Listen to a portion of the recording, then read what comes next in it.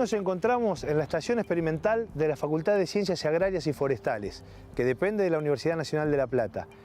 Aquí vamos a reunirnos con el doctor Juan José Guiamet, que es el director del INFIVE, Instituto de Fisiología Vegetal.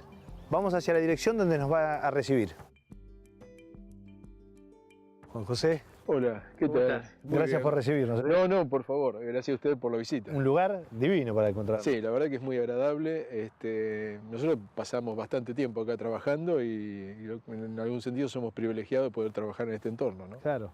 Juan José, sería interesante que le cuentes a la gente antes que nada qué es el INFIVE, a qué se dedica. Mirá, el INFIVE es el Instituto de Fisiología Vegetal. Sí. Y la fisiología vegetal es una disciplina que se ocupa de entender en un sentido amplio el funcionamiento de las plantas. Exacto. Es decir, cómo crecen las plantas, cómo se reproducen, de dónde obtienen y cómo obtienen la energía con la que funcionan o con la que crecen, cómo obtienen los materiales con los que construyen el cuerpo de la planta, de qué manera se autoorganizan. Es decir, una semillita germina, produce hojas, flores, frutos, según un programa que en algún lado está escrito. Claro. Y nosotros tratamos de desentrañar de qué manera se sigue, de qué manera ocurre. Y esa investigación seguramente la abordan desde distintas ópticas, ¿no? La abordamos de distintas ópticas y la abordamos también en distintos, lo que los biólogos llamamos niveles de organización. Es decir, vos podés encarar el estudio de cualquier proceso que ocurra en la planta, tanto a nivel molecular, a nivel celular, podés tomar como unidad de estudio la planta, es decir, la actividad coordinada de numerosas células, tejidos y órganos distintos, o como en lo que estamos viendo acá en la experimental, o podemos ver acá en la experimental, podés entender cómo funcionan las plantas cuando son dispuestas en una comunidad, es decir, una plantita al lado de la otra, por ejemplo, en un cultivo. Claro. Y digamos, de esas líneas de las que trabajan, por ejemplo, acá, sí. ¿Qué es lo primero que quisieras contarle a la gente? Mirá, nosotros varias de nuestras líneas tienen, dado que las plantas son la base fundamental de la alimentación humana, directa o indirectamente porque son alimento del ganado, el estudio de cómo funcionan las plantas tiene importancia para la vida cotidiana de la gente. Claro. Y acá en la experimental en particular hay una serie de se llevan adelante una serie de estudios que tienen que ver con en el nivel de organización más complejo que es el cultivo, es decir, aquella situación en la cual muchas plantas crecen amontonadas una contra otras en una superficie de suelo.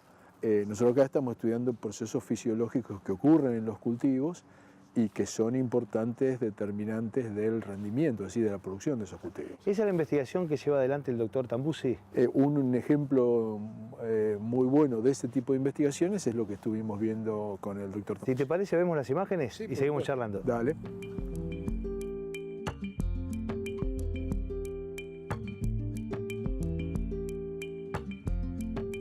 Bueno, la fisiología vegetal estudia el mecanismo de funcionamiento de las plantas y en particular la ecofisiología estudia cómo las plantas se comportan en su ambiente. Lo que es la ecofisiología de cultivos en particular estudia el funcionamiento de las plantas de importancia económica, o sea, cultivos como el trigo, maíz y otros.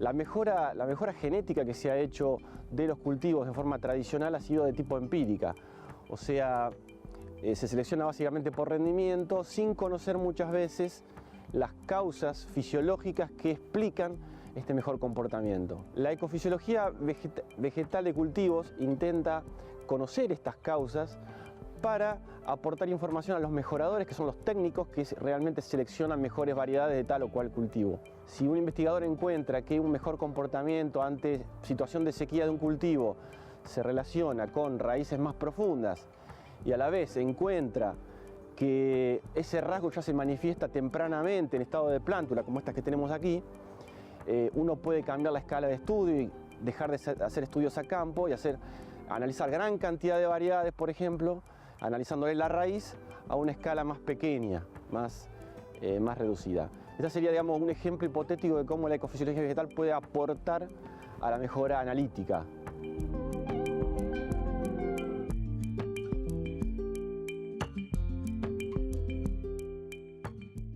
Atrapantes las imágenes, ¿eh? Sí, la verdad que es un proyecto muy interesante. Nosotros, además de estas líneas de fisiología de especies de cultivo extensivo, de grano, En el INFIBE tenemos algunas líneas de ecofisiología de especies forestales. Atento a que las especies forestales son una fuente importante de materias primas de diversos usos en la actividad humana. Claro, sí, sí. Una de esas líneas está dirigida por la doctora Corina Graciano, que trabaja tanto en especies nativas como especies exóticas implantadas. Hoy a la mañana estuvimos con ellas, así que si te parece miramos las imágenes. Dale, y perfecto. Seguimos. Perfecto.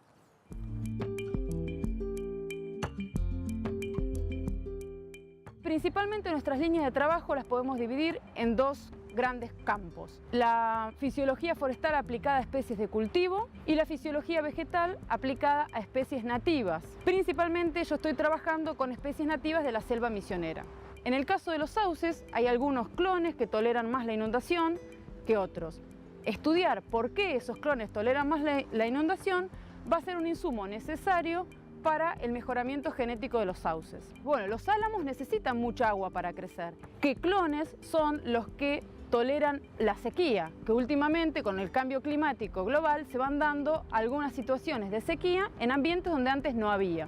En cuanto al bosque nativo, algunas de las preguntas que podemos responder es cómo manejar el bosque para darle a cada una de las especies de valor maderero, ¿sí?, las que tienen una madera útil, las condiciones para que crezcan. Cómo utilizar ese bosque de manera sustentable, es decir, que más allá de que nosotros tengamos la producción en este momento, aseguremos que ese bosque siga funcionando y tenga todas las propiedades que tiene que tener un bosque nativo para las generaciones futuras. Nuestra metodología de trabajo implica mediciones a campo, en plantaciones o en el bosque nativo, pero también muchas veces realizamos experimentos en condiciones controladas en macetas. Y esos experimentos los podemos realizar en invernáculos o en la zona de La Plata. Incluye la utilización de equipos específicos para medir fotosíntesis, respiración, capacidad de conducir agua de las plantas, como también realizar la medición del crecimiento a través del peso del tamaño de la planta. Entonces, para eso se descalzan las plantas, se limpian, se lavan las raíces y se pesan. Por ejemplo, en este momento estamos levantando un ensayo donde se evaluó la interacción entre una enfermedad del álamo y la disponibilidad de agua, y estamos limpiando las raíces para poder determinar cuánto creció el sistema radical de esas plantas. Esto es importante porque nos va a permitir conocer de qué manera la enfermedad afecta el crecimiento de diferentes clones según la cantidad de agua que haya tenido el cultivo durante ese año.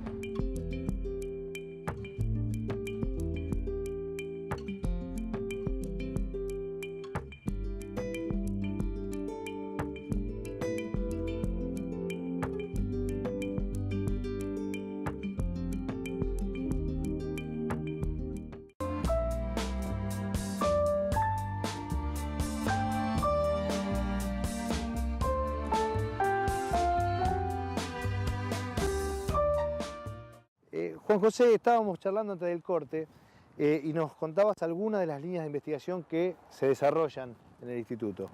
¿Qué otro tipo de estudios realizan? Mirá, hay numerosos estudios de otra naturaleza, pero uno que por ahí es interesante destacar se refiere a los procesos de deterioro que ocurren en muchos alimentos una vez que son cosechados. Claro.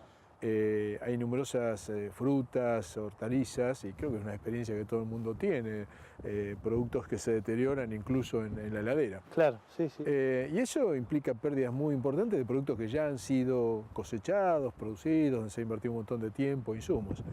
Hay una línea de trabajo en el INFIBE que está tratando de entender y manipular esos procesos de deterioro que ocurren en los frutas y hortalizas con el objetivo de mantener, prolongar la vida útil de ese producto. ¿Esa es la línea del doctor Marco Sivelo? Sí, exactamente. ¿Vemos las imágenes? Dale. Y después seguimos charlando. Supuesto, sí.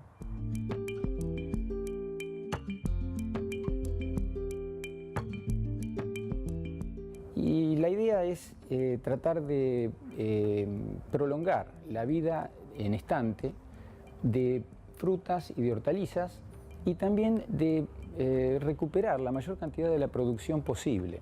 De lo que se produce en frutas y hortalizas en general en el mundo, se pierde, según el producto, hasta un 50%. Eso es una tendencia que se está tratando de revertir, es decir, poner el foco no solo en aumentar la producción, sino más bien en aprovechar lo que ya se produjo y lograr que se mantenga con buena calidad. Nuestro grupo se dedica a dos cosas en particular. Por un lado, trabajar con el fruto ya cosechado y ensayar tratamientos alternativos que permitan prolongar la vida post cosecha del fruto y mantener la calidad. Esos tratamientos están basados generalmente en tratamientos físicos, hasta ahora muchos de ellos experimentales, basados en tratamientos térmicos o en irradiación con luz ultravioleta o luz visible. Un punto central en la conservación de frutos es el deterioro que se produce por hongos y un factor clave es el ablandamiento.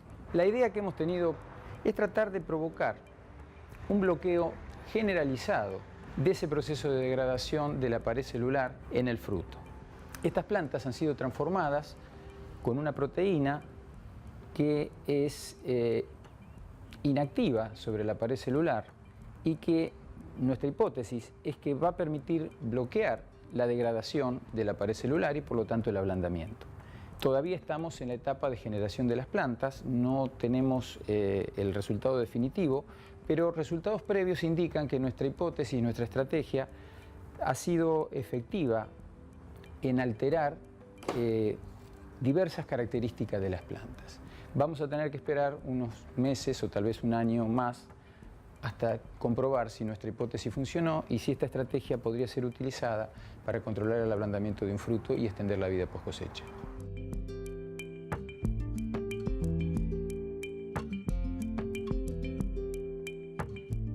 Hay un problema que muchas veces no se ve, Carlos, la gente no advierte con respecto a las plantas, y es que las plantas sufren una enorme cantidad de adversidades.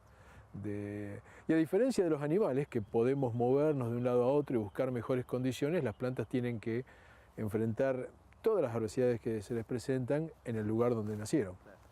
Y las adversidades son de todo tipo, o sea, puede faltar agua, pueden faltar nutrientes, y muchas veces otras plantas son una adversidad. Claro, hay una competencia. Claro, y varias plantas que comparten un espacio limitado, que comparten entonces, tienen que repartirse la luz, los nutrientes que pueden tomar del suelo, el agua, y generalmente a esas plantas que le llamamos malezas se las controla con medios químicos, es decir, se aplican herbicidas. Y muy frecuentemente estos últimos tiempos están apareciendo casos de malezas que han evolucionado resistencia a los herbicidas que se están aplicando. Claro, sí. Lo cual crea numerosos problemas en la agricultura industrial que se practica en el país. ¿Y esto ustedes lo están investigando con un grupo? Hay un grupo en el INFIBE que está estudiando un caso muy importante de resistencia a herbicidas que ha aparecido en el sudeste de la provincia de Buenos Aires. Bueno. Es el trabajo de Marco Giannicari. Te iba a decir, sí. Vos sabés que estuvimos con él también tomando imágenes, entonces si te parece las vemos. Sí, claro.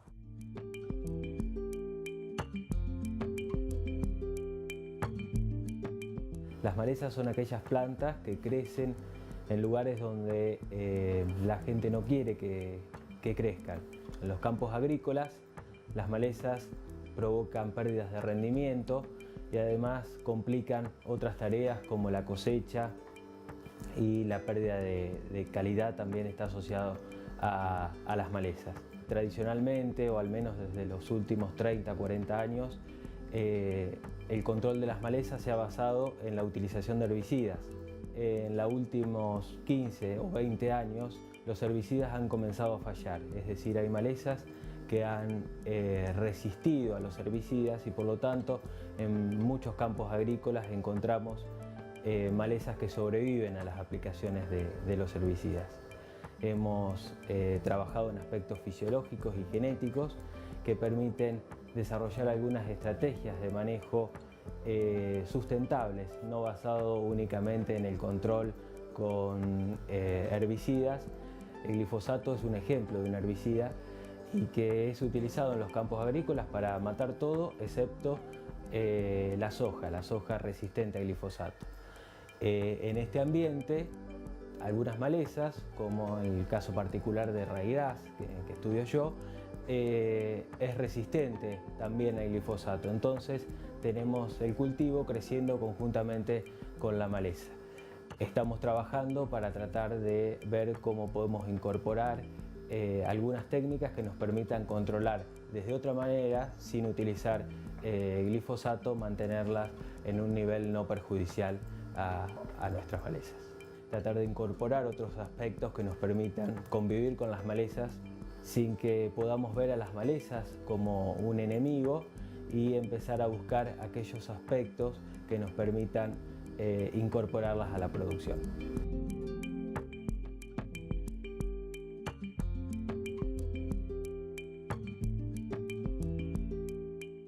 Cuando ustedes filmaron, Marcos era ingeniero agrónomo todavía y después, unos días después, se doctoró. Mirá vos. Así que Bueno, sí, las felicitaciones a Marcos. sí, defendió con éxito su tesis doctoral, que fue una tesis muy interesante porque el tema permite un abordaje en distintos niveles de organización y Marcos es una persona que lo encaró de esa manera, o sea que es un trabajo, estos son trabajos de resistencia de malezas herbicidas, son trabajos que se pueden abordar en todos los niveles de organización, molecular, a nivel de la planta entera, incluso a nivel poblacional, porque es muy importante entender cuáles son los mecanismos que después permiten que ese genotipo, que es tolerante o resistente a un herbicida, se disemine y pase a ser un problema para el control de malezas. Claro, y eso también tiene que ver con ecuaciones económicas, imagino yo, a la hora de las inversiones que se hacen en el campo. Sí, tiene que ver también con el hecho, bueno, estos problemas de resistencia de malezas herbicidas van a forzar un replanteo de los métodos de control y lamentablemente van a encarecer la producción. Claro. Bueno, nos vamos a un corte y a la vuelta seguimos charlando con otras investigaciones que se hacen en el instituto.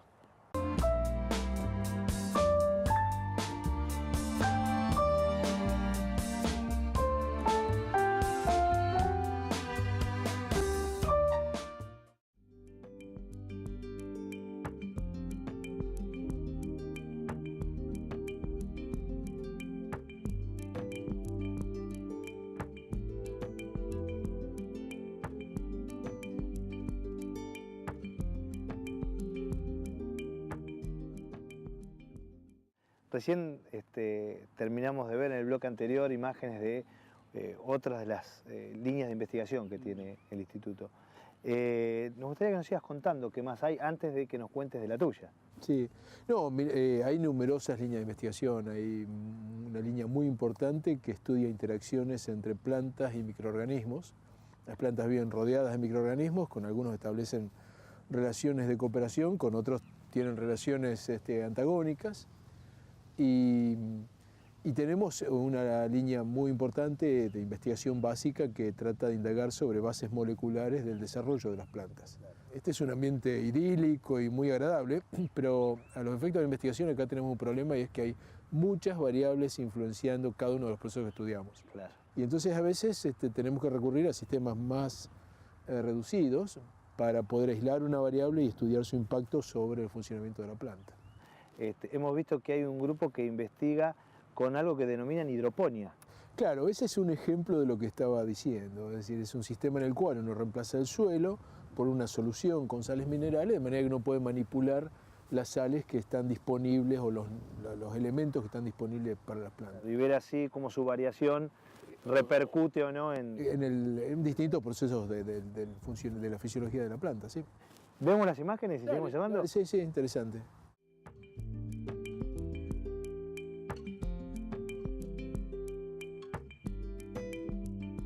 Todas las plantas que vemos para crecer necesitan principalmente el sol, el dióxido de carbono que está presente en el aire y las plantas extraen componentes del suelo, obtienen de ahí el agua y además extraen muchos nutrientes minerales del suelo, algunos en grandes cantidades como el nitrógeno, el fósforo, el azufre, el potasio, otros también que denominamos macronutrientes porque los necesitan realmente en cantidades muy grandes y otros que denominamos micronutrientes justamente son igual de importantes, la única diferencia es que las necesitan en concentraciones muy chiquitas, ¿sí?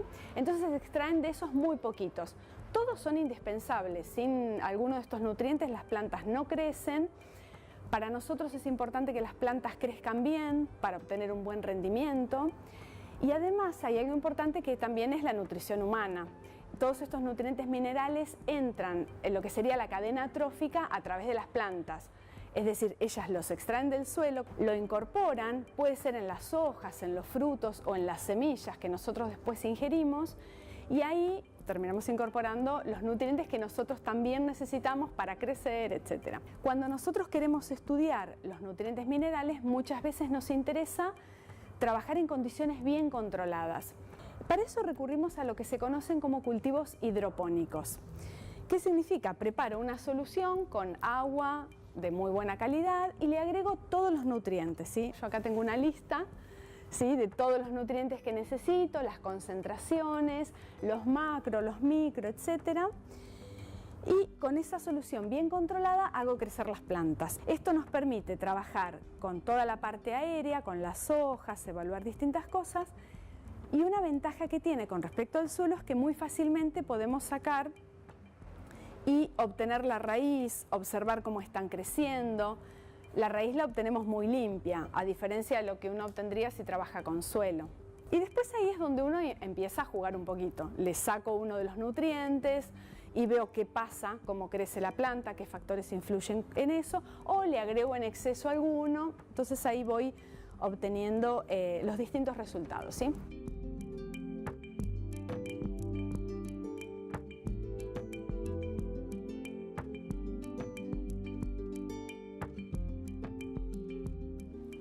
Bueno, recién veíamos imágenes de una de las tantas líneas que aborda el instituto, pero no queremos que termine el programa sin que vos nos cuentes en qué línea estás vos, a qué te dedicás como científico o investigador en este momento. Bien.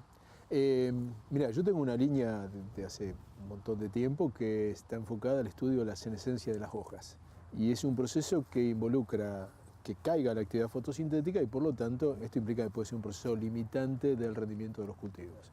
Estamos persiguiendo, estamos detrás de unas estructuras que probablemente se ocupan de demoler la célula y utilizar los componentes, los nutrientes que estaban almacenados en esa célula para exportarlos a otra parte de la planta. Ahora imagínate que a medida que la planta sigue creciendo, una hoja queda sombreada. Entonces la principal función de la hoja, que es fotosíntesis, está limitada por una baja disponibilidad de luz. Y ahí tiene mucho sentido desmantelar esa hoja y usar esos recursos para o bien producir una hoja en una parte de la planta mejor iluminada, o bien destinarla a las estructuras que van a servir para la reproducción. Y la otra línea en la que estamos trabajando es tratar de, a nivel de cultivo ahora, entender cuál es el real impacto de este proceso en el rendimiento. O sea, contestar preguntas tales como: ¿convendría demorar la senescencia de las hojas? ¿Convendría acelerarla en algunas circunstancias? ¿Qué pasa con las hojas en distintas posiciones de la planta? Bueno, en esa segunda línea de investigación visitamos esta experimental muy frecuentemente. Bueno, y algo que siempre preguntamos y que creo que lo atrapa mucho a la gente es: ¿cómo fue que te acercaste a la ciencia? ¿Cómo fue ese camino? En algunos casos nos han hablado que han sido maestros de escuela, profesores de secundario, de universidad, que los inspiraron y prendieron esa llama. ¿Cómo fue tu caso? Me parece que es un poco de todo eso. El principal componente, creo, es la curiosidad. A mí me parece que buena parte de la gente muy curiosa terminan siendo investigadores. Y este es en ese sentido un trabajo que te permite explorar cosas que te interesan sin mayores limitaciones. Sí tuve en la facultad algunos profesores que realmente te marcaban en el sentido de proponerte vías para canalizar tu curiosidad. Vos sabés que algo que hemos comentado en algunos capítulos, y se lo hemos comentado siempre a la gente, ¿no?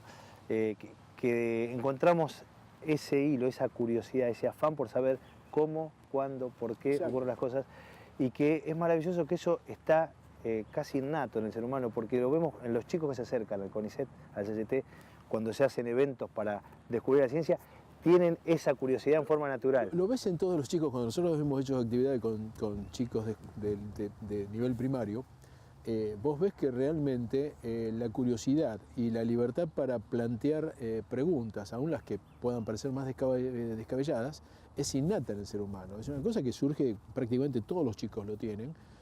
A veces me pregunto si el sistema educativo no nos encasilla un poco y de alguna manera le pone demasiados límites a esa curiosidad, ¿no? Juan José, te agradezco muchísimo. No, yo te agradezco a vos. Fue un placer charlar con vos en todo lo que tiene que ver con el INFIBE, y te prometo, como le hemos dicho a los demás, que vamos a volver a visitarlos y a charlar con otras personas, con otros miembros del grupo, para contarle a la gente todo lo que hacen nuestros científicos. Bueno, muchas gracias y yo te tengo que agradecer la posibilidad que nos has dado de difundir lo que estamos haciendo en el instituto. Por favor. Nos vemos en el próximo capítulo de Café Conciencia.